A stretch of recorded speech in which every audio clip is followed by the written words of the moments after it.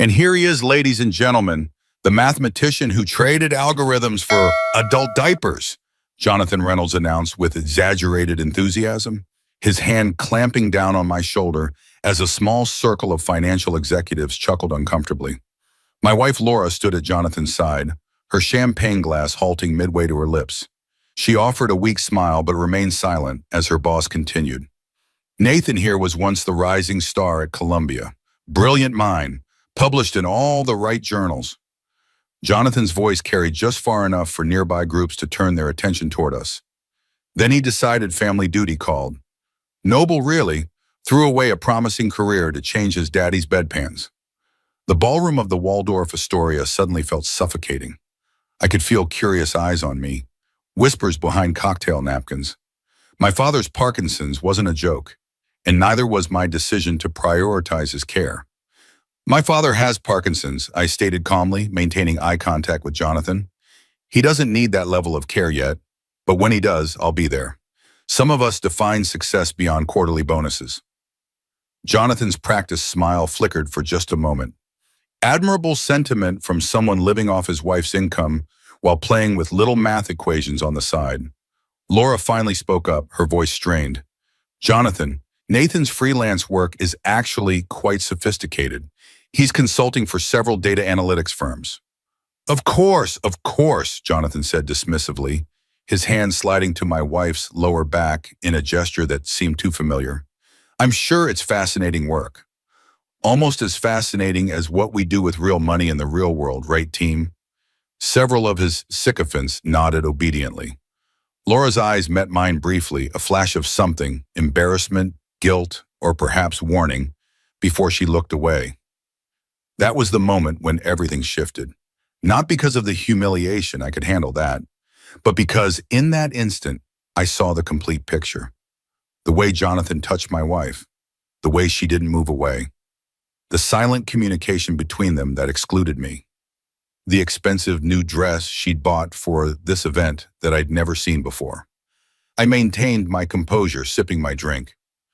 Real money in the real world is ultimately just numbers, Jonathan. And numbers have patterns. Patterns are my specialty. He smirked. Is that a threat, Professor? Not at all, I replied evenly. Just an observation. Jonathan laughed and turned to the group. This is why I love academics. They think everything's a theoretical problem to solve rather than getting their hands dirty in the trenches where it matters. Speaking of getting dirty, I said quietly, my eyes meeting his directly. How is your wife Rebecca enjoying her charity work these days? His expression hardened momentarily before he recovered. She's very busy. Couldn't make it tonight. Pity, I said. I would have liked to meet her. Jonathan steered Laura away then, murmuring something in her ear that made her glance back at me with concern. I spent the rest of that evening observing them from a distance, cataloging every interaction, every touch, every private joke. My mathematician's mind was already calculating, analyzing patterns, forming hypotheses. I'd always been good at seeing the bigger picture when given enough data points. And that night, I had enough to form a preliminary conclusion that my wife was having an affair with her boss. On the cab ride home, Laura was unusually quiet. Your boss seems charming, I finally said, the sarcasm barely contained. He's under tremendous pressure, she defended immediately. The Meridian Capital deal has everyone stressed. He's not usually so cruel, condescending, handsy with his employees. Her head snapped toward me. What's that supposed to mean? Nothing, I said, looking out the window at the passing city lights. Just an observation. You're being paranoid, Laura said, her voice tight. Jonathan values my work. He's been mentoring me for the senior VP position. Is that what they call it now? Mentoring. That's not fair, Nathan. She turned away. You're just upset because he called you out on throwing away your career. Her words stung more than Jonathan's had. I didn't throw away anything. I made a choice to be there for family, something you used to understand. And I've supported you, but it's been almost a year, Nathan. The care facility has professionals. You could go back to Columbia, at least part-time. Instead, you're doing these random freelance gigs that are beneath your abilities while I'm carrying us financially. Is that what bothers you? The money? Or is it that I'm not power lunching with Wall Street sharks, impressing you with my social status? That's not it, and you know it, she snapped, but her eyes didn't meet mine. We rode in silence for several blocks before she spoke again, her voice softer. I'm sorry he embarrassed you. That wasn't right. I'm not embarrassed, I said truthfully. I'm disappointed. She assumed I meant disappointed in Jonathan. I let her think that. When we arrived home, Laura headed straight for the shower, her new routine after late nights at the office. I sat in our darkened living room, thinking about the subtle changes in our marriage over the past 6 months. The late nights, the weekend emergencies, the new clothes, the different perfume, the decreased intimacy between us, physical and emotional. I'm not naturally suspicious, but I am observant. Patterns don't lie. But I needed proof before taking any action. And unlike most betrayed spouses, I had the analytical skills to find it systematically. The opportunity came 3 days later. Laura left for work in a hurry, forgetting her laptop on the kitchen counter. It was still open, the screen locked but not powered down. I knew her password had always been a variation of our anniversary date, followed by her mother's initials. After 3 attempts, I was in. Her email opened automatically. I told myself I was just checking to see if my own message about dinner plans had gone through. I didn't find my email. Instead, I found dozens of exchanges between Laura and Jonathan, going back nearly 8 months. Most had innocuous subject lines related to work projects, but the content within them veered wildly into the personal. The most recent thread, started the previous day, was titled Last Night, Can Still Taste You. Meeting ran long, but worth staying late. Your husband suspect anything? Nathan doesn't pay attention anymore. Too busy with his father and his little math problems. We're good. Meridian execs coming in next week. Reynolds needs to impress. Dinner at 11 Madison? Then my place? Tell Nathan it's a client meeting. Already planned for it. Bought something special to wear. You'll like taking it off. Counting the hours. Same hotel Thursday? Wouldn't miss it. Need you.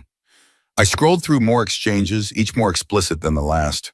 Photos they'd sent each other. Plans they had made, hotel receipts, 8 months of deception, laid out in digital black and white. I heard Laura's car starting back up in the driveway. She must have realized she'd forgotten her laptop. Quickly, I used my phone to photograph the most damning emails, then closed the laptop exactly as I'd found it and moved to the home office. Laura rushed in moments later. Forgot my laptop, she called out. Have to run. Big presentation today. Good luck, I replied, my voice steady despite the storm raging inside me.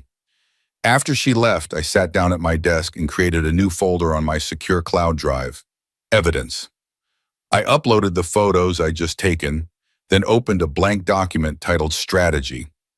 I've always approached problems methodically. This would be no different. Step 1, gather more evidence. Step 2, secure my position. Step 3, execute. Over the next week, I installed a tracking app on Laura's phone while she slept.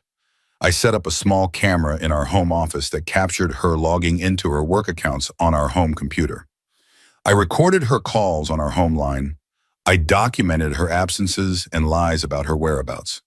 Being a mathematician with a background in data security proved invaluable. I was careful to structure my evidence gathering in ways that would be legally defensible if ever questioned. Each step was calculated to avoid potential privacy violations that could undermine my position later. I consulted anonymously with a digital forensics expert to ensure my methods wouldn't backfire in divorce proceedings. I learned their patterns: Tuesday lunches at a small bistro in Midtown, Thursday late meetings at the Marriott on Lexington, weekend conferences that Jonathan's wife apparently knew nothing about. Yes, Jonathan was married too, to a socialite named Rebecca who sat on multiple charity boards and had no idea her husband was sleeping with one of his employees. I discovered this through carefully researching public records and social media accounts. My next step required an inside perspective. I remembered Melissa from HR at Apex, whom I'd met at the gala and who had given me a look of such profound pity that I now understood its meaning. I've been wanting to talk to someone about this, Melissa confessed over coffee, after I casually mentioned seeing Laura and Jonathan together at a restaurant. It's been going on for months. Everyone at Apex knows, but no one says anything because Jonathan fires people who cross him. And Laura has benefited professionally, I stated rather than asked. Melissa nodded uncomfortably. 3 promotions in 8 months, unprecedented. She's good at her job, but not that good, I finished. There's more, Melissa hesitated. I shouldn't be telling you this, but you seem like a decent guy caught in a terrible situation. What Melissa told me next wasn't just office gossip, it was potentially illegal.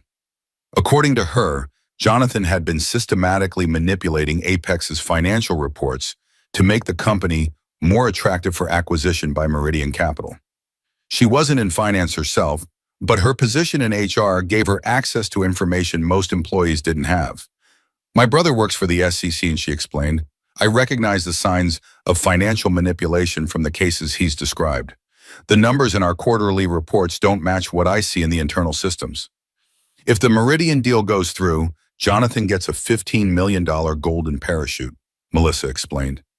But if anyone looked closely at the numbers, my mathematical mind was already racing. They'd find the discrepancies. Exactly, but no one at Meridian has your kind of analytical skills. Her information was valuable but insufficient for what I needed. I thanked Melissa for her candor and asked if she'd be willing to put me in touch with someone from Apex's finance department who might share similar concerns. 2 days later, I met David Chen, a senior financial analyst at Apex who had been marginalized after questioning some of Jonathan's accounting practices. Over drinks at a bar far from the financial district, he provided me with copies of internal financial projections that differed significantly from what was being presented to Meridian. I can lose my job for this, he said nervously. But what Jonathan's doing isn't just unethical, it's potentially fraudulent. As we were leaving, he grabbed my arm. Watch your back. A colleague overheard Laura and Jonathan talking about you. Jonathan said something about keeping the husband distracted. Laura seemed worried you might be getting suspicious. That confirmed what I already suspected. They were aware I might be catching on. It made my next moves even more critical. That afternoon, I called Mark Levinson, an old college friend who'd become a divorce attorney. We met for coffee the next day. Jesus, Nathan, he said after I showed him the emails. I'm sorry, man. I need to know my options, I said flatly. New York is a no-fault state now, but evidence of adultery can still influence asset divisions sometimes. How long have you been married? 7 years. Joint accounts? Property? The brownstone is in both our names. We have separate retirement accounts, but joint checking and savings. No kids, thankfully. Mark nodded. What do you want from this, Nathan? Quick and clean, or do you want to hurt her? I considered this. I want what's fair, and maybe I want her to feel something of what I'm feeling right now. Revenge rarely helps in the long run, Mark cautioned.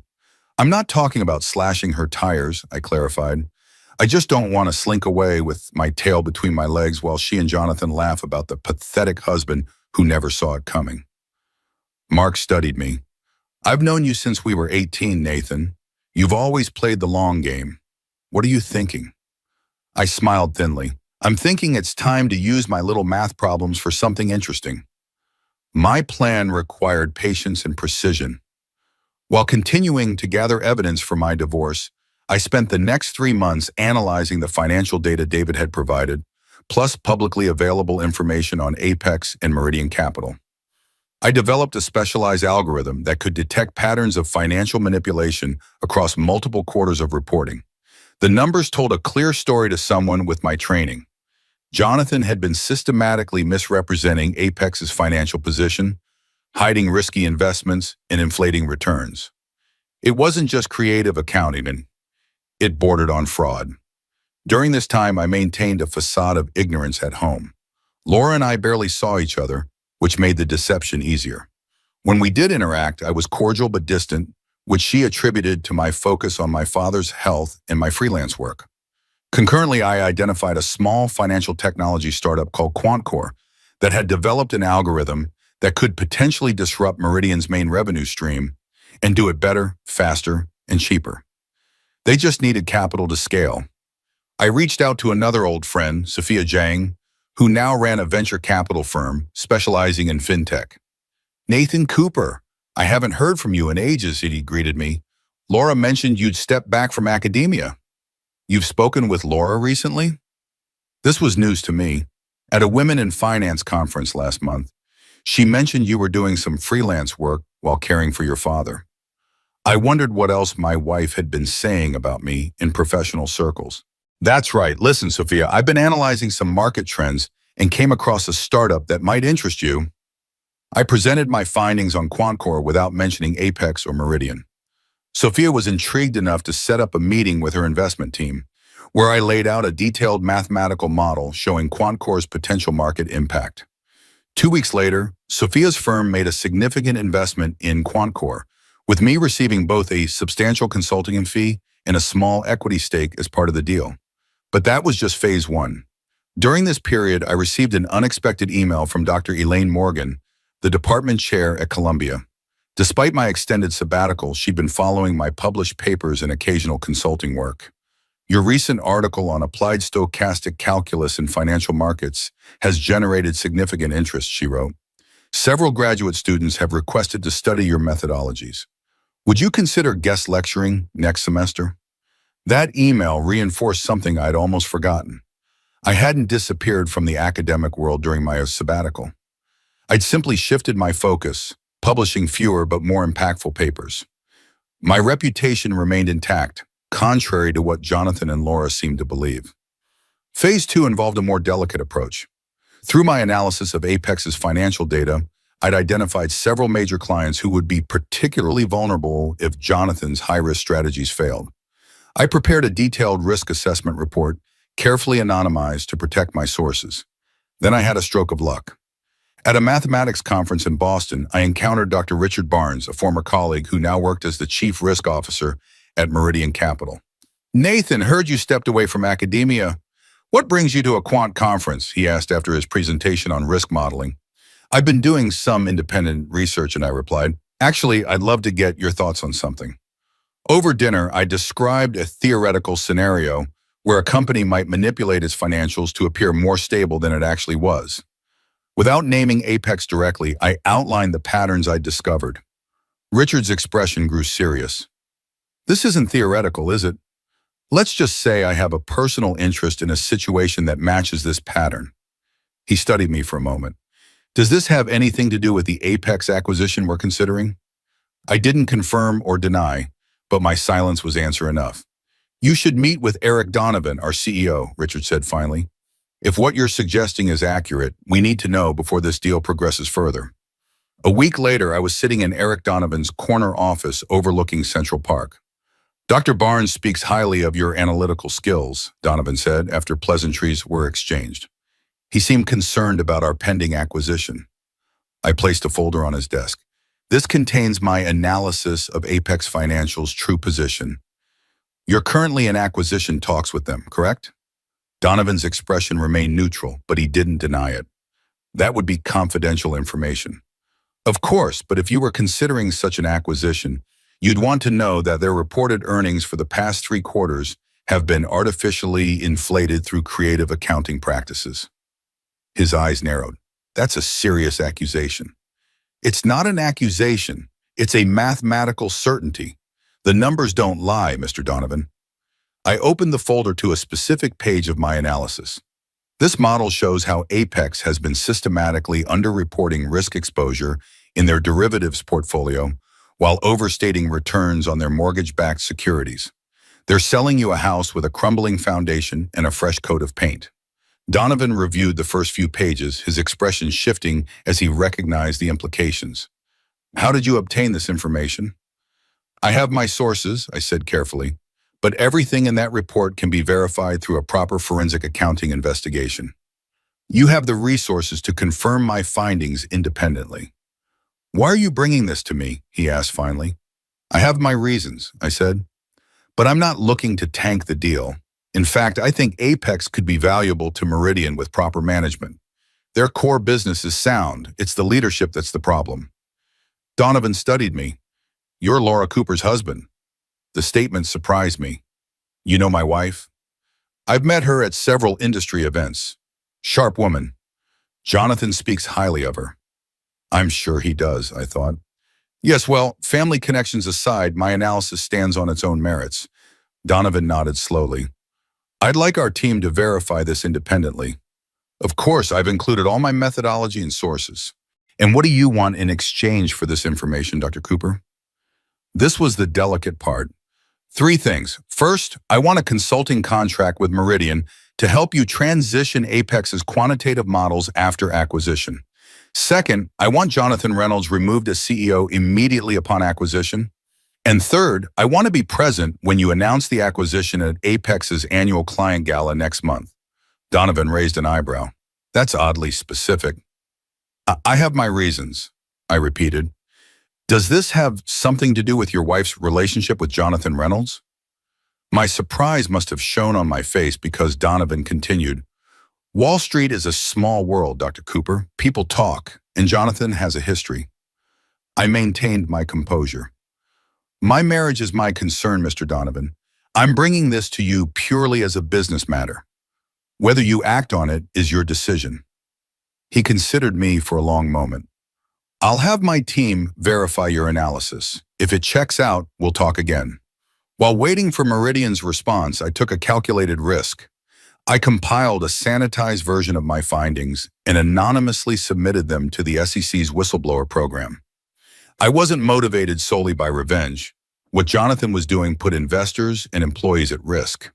The SEC might not act immediately, but it would create a record should Meridian's investigation fail to produce results. Through my research into Jonathan's past, I discovered he had pulled similar stunts at two previous firms.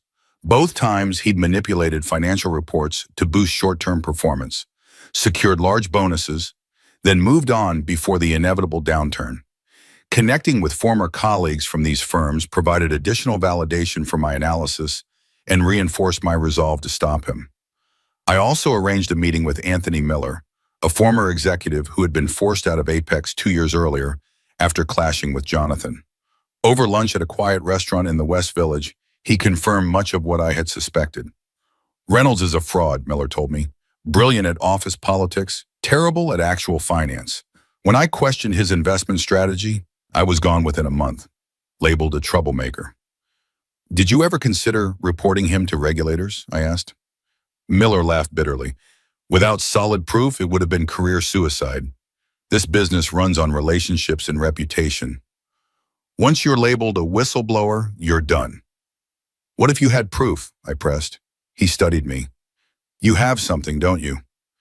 I neither confirmed nor denied, but we exchanged contact information before parting. 3 weeks later, I received a call from Donovan's office. He wanted to meet again.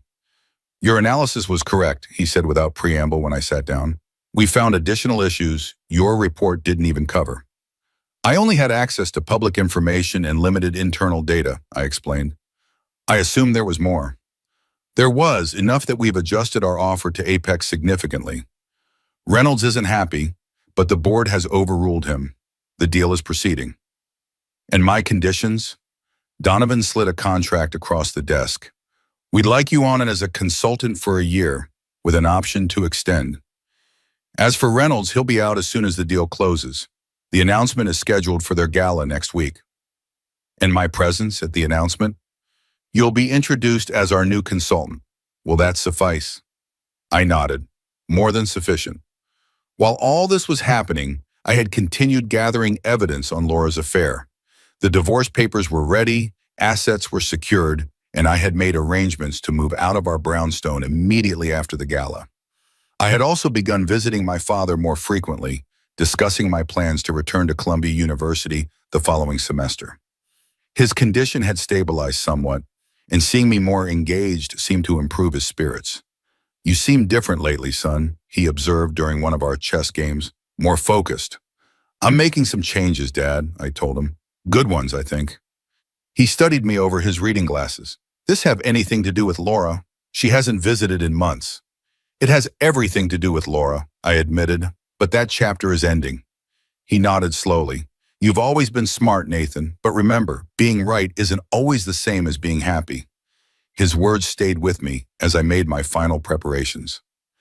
The night before the gala, Laura and I had a rare dinner together at home. She seemed nervous, playing with her food more than eating it. Big day tomorrow, I commented. The Meridian announcement. She looked up, startled. How did you know about that? It's not public yet. Wall Street is a small world, I echoed Donovan's words. People talk. Laura studied me with newfound wariness. Yes, it's a big deal for Apex. Jonathan has worked hard to make it happen. I'm sure he has, I said evenly. Will his wife be at the gala this time? Rebecca? I don't think so. She's in Europe for some charity thing. Convenient, I murmured. What's that supposed to mean? I set down my fork and looked directly at her. Laura, is there something you want to tell me? Something about you and Jonathan, perhaps? Her face paled, but she quickly recovered. What are you talking about? He's my boss. Is that all he is? Of course, she said too quickly. Nathan, where is this coming from? I could have confronted her then with the evidence. Part of me wanted to, but the strategist in me knew the greater impact would come with patience. Nowhere, I said finally. Just curious about the dynamics at work. You two seemed close at the last gala. She relaxed slightly. We work closely together. That's all. If you say so, I said, returning to my meal. Later that night, as Laura slept beside me for what would be the last time, I stared at the ceiling, running through my plan once more. Everything was in place. The only variable was how Laura and Jonathan would react when their deceptions were exposed. The annual Apex Client Appreciation Gala was even more lavish than the previous year. The Waldorf Ballroom glittered with crystal chandeliers, ice sculptures, and New York's financial elite in formal attire. Laura had been surprised when I expressed interest in attending, but seemed relieved by my apparent return to social engagement. She'd even commented positively on my new suit and freshly trimmed hair. You look good, she'd said as we were getting ready. More like your old self. If only she knew how right she was. We arrived separately. Laura had gone early to help with her preparations. When I entered the ballroom, I immediately spotted her near the stage with Jonathan, their heads close together as they reviewed what looked like speech notes. His hand rested casually on her lower back, and she leaned into him slightly. Intimacies so subtle that only someone looking for them would notice. I circulated through the crowd, exchanging pleasantries with the few people I recognized from previous events. Melissa from HR gave me a knowing nod from across the room. I spotted David Chen from finance, who quickly averted his eyes. Eric Donovan arrived with his executive team, acknowledging me with a slight inclination of his head before being whisked away by Apex board members. A familiar voice behind me said, "So you're the mathematician who's been causing all the trouble." I turned to find Anthony Miller, the former Apex executive I'd met with. "I didn't expect to see you here," I said, surprised. He smiled. "Donovan invited me, said I might enjoy witnessing Reynolds' comeuppance. Plus, there's talk of me returning to head up their fixed income division once the acquisition is complete." "Congratulations," I said sincerely. "I should be thanking you," he replied. "Your analysis did what my warnings couldn't." He glanced toward the stage, where Jonathan was now chatting with board members. "He has no idea what's coming, does he?" "None whatsoever," I confirmed. Miller raised his glass. "To justice, however delayed." Jonathan found me at the bar shortly after, his confidence even more pronounced than at our last encounter. He slapped my back like we were old friends. "Nathan, Laura wasn't sure you'd make it tonight. How's your father?" "Managing," I said. "How's your wife, Rebecca? Couldn't make it tonight?" Something flickered in his eyes, surprised that I mentioned his wife, perhaps. "Charity function in London. You know how it is." "I can imagine," I replied. "Must be difficult balancing a demanding career with family obligations." He smirked. "Some of us manage to have it all, Nathan." "Speaking of which, I saw that paper you published recently. Interesting little theory, though a bit academic for practical application, wasn't it?" I hadn't published anything in over a year. He was baiting me, trying to make me look foolish again. "Actually," I corrected him, "my last publication was on stochastic modeling in volatile markets. Quite practical, as it turns out. Several firms have implemented variations of my model." His smile tightened. "Is that right? Well, good for you. Must be satisfying to know your work has some real-world value, even if you're not directly involved in the market anymore." "Oh, I've become very directly involved recently," I said. "You'd be surprised." Before he could respond, Laura appeared at his side, her hand briefly touching his arm in that familiar way I now recognized all too well. "Jonathan, the Meridian executives are looking for you," she said, then noticed me. Oh, Nathan, I was wondering where you'd gotten to. No, you weren't, I said pleasantly. But that's okay. I think it's time for the announcements anyway, isn't it, Jonathan? He checked his watch. Yes, I should get up there. Big news tonight. He winked at Laura before moving toward the small stage at the front of the ballroom. Laura turned to me, frowning. What's gotten into you? Clarity, I answered. It's quite refreshing. You should try it sometime. The room quieted as Jonathan took the microphone, his practiced charm on full display as he welcomed everyone and began talking about Apex's unprecedented growth and exciting future. He was building up to the Meridian merger announcement, which he clearly thought was proceeding on his terms. I moved closer to the stage as Jonathan continued his speech. My phone buzzed with a text from Eric Donovan. We're ready when you are. Perfect timing. And so it is with great pleasure that I can finally announce publicly that Apex Financial will be... Excuse me, Jonathan, I interrupted, stepping onto the stage beside him. The crowd murmured in confusion. Laura's mouth fell open. Jonathan's eyes narrowed dangerously. What do you think you're doing? He hissed. Ladies and gentlemen, I said, taking the microphone from his hand before he could stop me. For those who don't know me, I'm Nathan Cooper. My wife Laura works here at Apex. I nodded toward her frozen figure in the crowd. I have an announcement that might interest this gathering. Jonathan reached for the microphone, but I stepped away. Eric Donovan moved forward from the side of the room, flanked by two members of his executive team. Apex Financial has indeed been acquired by Meridian Capital Partners, I continued, but perhaps not quite the way Jonathan has been suggesting to his board and employees. Confused whispers spread through the crowd. Jonathan's face had gone from angry to alarmed.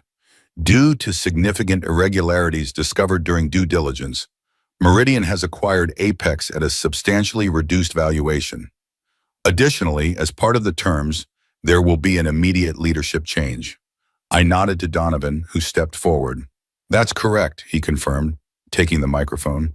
As CEO of Meridian Capital, I can verify that we've completed the acquisition of Apex Financial, effective as of market close today. Jonathan Reynolds is no longer CEO, effective immediately. The crowd erupted in murmurs. Several people pulled out phones, no doubt seeing the press release that had just gone live. This is outrageous, Jonathan sputtered, his face reddening. You can't do this. It's already done, Donovan said calmly. The board voted unanimously this morning after reviewing our findings. The papers are signed. Two security officers appeared at the edges of the stage, not to remove me, but to stand ready should Jonathan cause a scene. And what findings were those? Someone called from the crowd. Donovan glanced at me, then addressed the room. I'm not at liberty to discuss specifics, but I will say that our due diligence team, aided by outside consultants including Dr. Cooper here, identified numerous accounting irregularities that required immediate attention. All eyes turned to me. Laura's face had gone from shock to horrified as she began to understand the connection. Dr. Cooper will be joining Meridian as a consultant during this transition, Donovan continued. His expertise in quantitative analysis has already proven invaluable. I took the microphone back. Thank you, Eric. And while we're making announcements, I have one more. I reached into my jacket and pulled out an envelope. Laura, these are divorce papers. I've known about your affair with Jonathan for months. The room fell completely silent. Laura stood frozen, her face drained of color. Nathan, she whispered, but it carried in the quiet room. Please don't do this. I'm not doing anything, Laura. You and Jonathan did this. I'm just responding accordingly. I walked down from the stage and handed her the envelope. Her hands shook as she took it. 8 months, I said quietly. All those late nights and weekend emergencies, all documented. My lawyer has copies of everything, the emails, the hotel receipts, the photos you sent each other. It's all there. Tears filled her eyes. I never meant to hurt you. And yet, here we are. I turned back to address the stunned crowd. I apologize for the personal drama. It wasn't my intention to disrupt the evening beyond what was necessary for the business announcement. Please enjoy the rest of the gala. Jonathan, who had been engaged in a heated whisper with Donovan, suddenly broke away and lunged toward me. You smug son of a bitch! You engineered this whole thing. Security moved quickly to intercept him. But not before he grabbed my arm. I turned to face him calmly. Yes, I did. I admitted. You mock me for being a mathematician who gave up a promising career to care for his father. You publicly humiliated me while sleeping with my wife behind my back. But you forgot something critical, Jonathan. Mathematicians understand patterns. We see connections others miss. We solve problems. I leaned closer. And you and Laura became a problem I needed to solve. Security pulled him away as he continued to shout obscenities. The crowd watched in fascinated horror as he was escorted from the ballroom.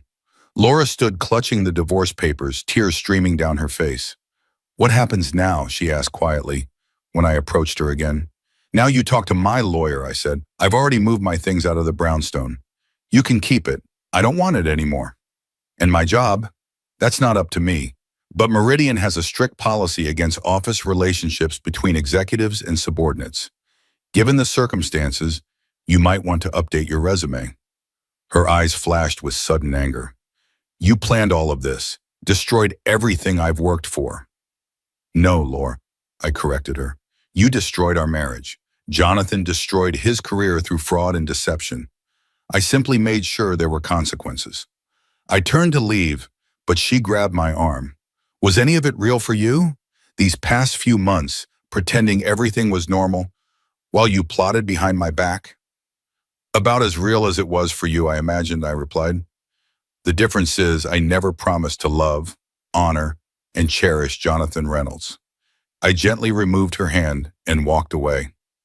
As I reached the exit, my phone rang. It was my father's care facility. Mr. Cooper, your father had a good day today. He asked if you might come and play chess with him tomorrow. I'll be there, I promised, and tell him I'm thinking of moving him closer to the city. I'll be returning to Columbia next semester, and I'd like to see him more often. That would be wonderful, the nurse said. He misses you. I stepped out into the cool night air, hailed a cab, and gave the driver the address of my new apartment. As we pulled away from the Waldorf, I caught a glimpse of Laura through the windows, standing alone in the crowded ballroom. For a brief moment, I felt a pang of something, not regret exactly, but acknowledgement of what we'd once had and what we'd both lost. Then I thought of her emails to Jonathan, her lies, her betrayal, and the feeling passed. My father always told me that mathematics was about patterns, and life was no different. Laura and Jonathan had created a pattern of deception and humiliation. I had simply changed the variables and solved for justice. The cab drove on through the glittering Manhattan night, carrying me toward whatever came next. I had proven I wasn't weak or pathetic. I was simply patient, calculating, and methodical. Sometimes the best revenge isn't swift and emotional. It's precise, strategic, and devastating. Just like a well-executed mathematical proof. 3 weeks after the gala, I received an unexpected visitor at my new apartment, Jonathan's wife, Rebecca. She had returned from her European trip to find her husband's career and reputation in shambles. I wanted to meet the man who brought down Jonathan and Reynolds, she said when I opened the door. I invited her in, unsure of her intentions. I'm sorry if my actions caused you distress, I said cautiously. She laughed, a sharp, bitter sound. Distress? You did me a favor. Jonathan's affair with your wife was just the latest in a long string of infidelities. The SEC investigation was the final straw. SEC investigation? I feigned surprise. Don't play innocent, Dr. Cooper. I know you submitted that whistleblower report. At my startled expression, she added, I have friends at the commission. They didn't name you directly, but it wasn't hard to connect the dots. What happens now? I asked. Jonathan will likely face charges for securities fraud. I've filed for divorce and frozen our joint assets. She studied me. You know, when I first heard about what happened at the gala, I was furious. But then I realized you gave me the push I needed to leave a marriage that died years ago. We talked for another hour. Rebecca was sharper and more resilient than I'd expected. By the time she left, we'd formed an unexpected alliance, sharing information that would help both our divorce proceedings. 2 months later, I was back teaching at Columbia, living in a comfortable apartment within easy visiting distance of my father's new care facility. The consulting work with Meridian had expanded into a more permanent role that allowed me to apply my quantitative skills to real-world financial challenges while maintaining my academic position. Jonathan had been formally charged with securities fraud and had entered a plea agreement that included significant fines and a 5-year ban from the securities industry. His reputation in financial circles was destroyed. Laura had reached out several times, moving from anger to remorse, to a strange sort of respect for how thoroughly I'd orchestrated the consequences. Our divorce was finalized with minimal conflict. She didn't contest anything when she realized how comprehensive my evidence was. The last I heard, she'd taken a position with a smaller firm in Boston, starting over. Part of me wished her well. The rest of me didn't think about her at all. My father continued to have good days and bad days. But now I was there for more of both. During one of our chess games, he captured my queen with a move I should have seen coming. "You got sloppy," he said, his eyes twinkling despite the tremor in his hands. Too confident. "A valuable lesson," I acknowledged, studying the board for my next move. "Like the one you taught Laura and that boss of hers?" he asked casually. I looked up, surprised. "You knew about all that?" "I may have Parkinson's, Nathan, but my mind still works. And you're my son. I know when you're plotting something complex." He moved his rook. Check. I shifted my king out of danger. "I didn't set out for revenge, you know. I just refused to be their victim." "There's a difference," he agreed. "One is reactive, the other proactive. You have always been proactive." He watched me capture his knight. Was it worth it? I considered the question seriously. It clarified things, showed me what matters. "And what matters?" he asked, advancing his pawn. "This," I said, gesturing between us. "The work, the intellectual challenges, being true to yourself and your values." He nodded slowly. "Not a bad outcome, then." "No," I agreed, moving my bishop to threaten his king. "Checkmate in 3. He studied the board and smiled, always thinking several moves ahead. That's my boy. 6 months after the gala incident, I received a call from Sophia Zhang, my venture capitalist friend.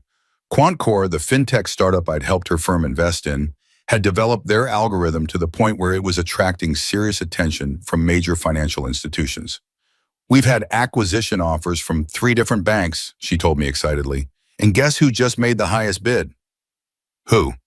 "Meridian Capital. Eric Donovan specifically mentioned your name as the reason they're interested." My stake in QuantCore, initially worth around 50,000 euros, was now valued at over $2 million. The mathematical models I'd helped develop during my little math problems phase had turned out to be exactly what the financial industry needed. Later that week, I had dinner with Eric Donovan to discuss the QuantCore acquisition. "You've had quite a year, Nathan," he remarked as we waited for dessert. "From caring for your father to bringing down a fraudulent CEO to developing a revolutionary financial algorithm." "I never stopped working," I said. "I just changed my focus temporarily." He nodded thoughtfully. "That's what Jonathan and your ex-wife never understood. They saw your choice to prioritize family as weakness. They couldn't see that the same analytical mind that made you brilliant at mathematics was watching them, calculating, waiting for the right moment. Most people underestimate those who step away from traditional paths," I agreed. "They assume ambition only takes one form." "Their mistake," Donovan said, raising his glass, "to seeing the patterns others miss." I raised my glass in response. "To solving the right problems."